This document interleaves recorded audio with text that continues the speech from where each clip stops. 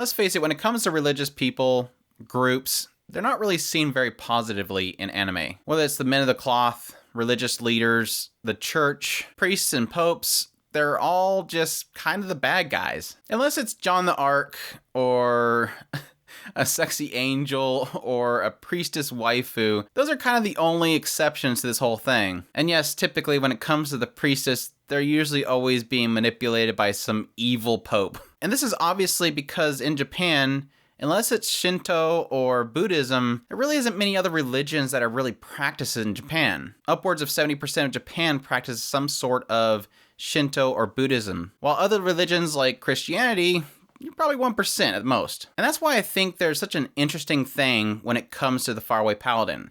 It's a series that I'm about 7 episodes in at this point, and one center thing about the series that I've kind of liked the most, that's sort of different than most anime, is that it's taken it from a perspective of a man of the cloth. A refreshing viewpoint of that warrior of light, that guy that's guided by some sort of deity, this grace field, that's sort of guiding him in order to help others. He's a main character that's deeply devoted to this deity of light, this grace field. And again, I think the reason why I like it so much is that it's not really seen in a negative light.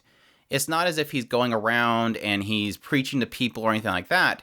It's in a perspective of the things that he does is for Gracefield. It's for this deity. He's doing these certain things, these acts, in order to help other people, to bring a light into the faraway darkness, is pretty much what was told to him.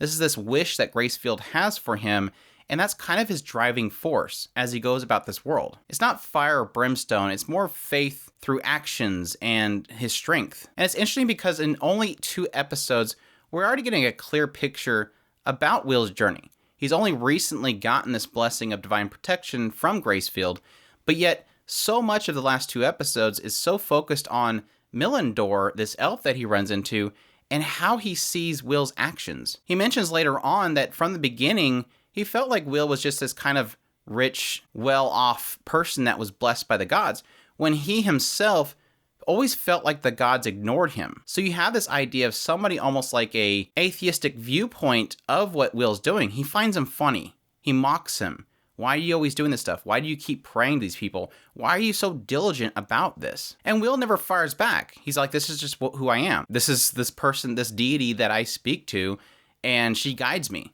He'll get guidance. That's how they initially meet the second time, is that he gets this guidance that something terrible is going to happen. He can choose to undo it. And so through our perspective and through Millendor's perspective, we see these actions of Will. He's getting these visions given to him, and he can choose to act on them or not. He's healing the hurting. He's healing wounds using magic. He's protecting the weak. And most importantly, and seemingly the most diligent he is when it comes to guiding the dead back to the cycle of life. He's offering prayers to those who have lost their lives. He's going into ruins and releasing spirits. He's passionate about pursuing the undead and releasing them back into the cycle of life. Like I said, strength and passion through action.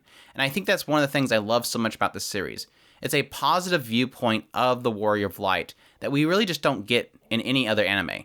Again, most other anime, you're getting this perspective of somebody who is the person of cloth, and they're trying to manipulate the society. They're trying to manipulate money out of people.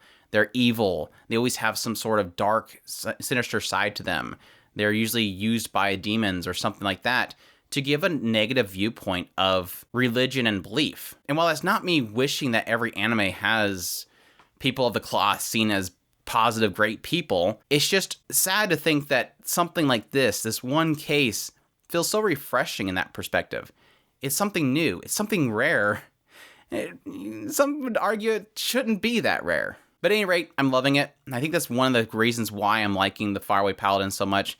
Besides the fact that it's kind of a different take on world building, it's a different take on battle mechanics and how it plays out scenarios, and it's definitely a refreshing series that I think most people should check out. With that said, I'm curious your guys' thoughts on this entire idea.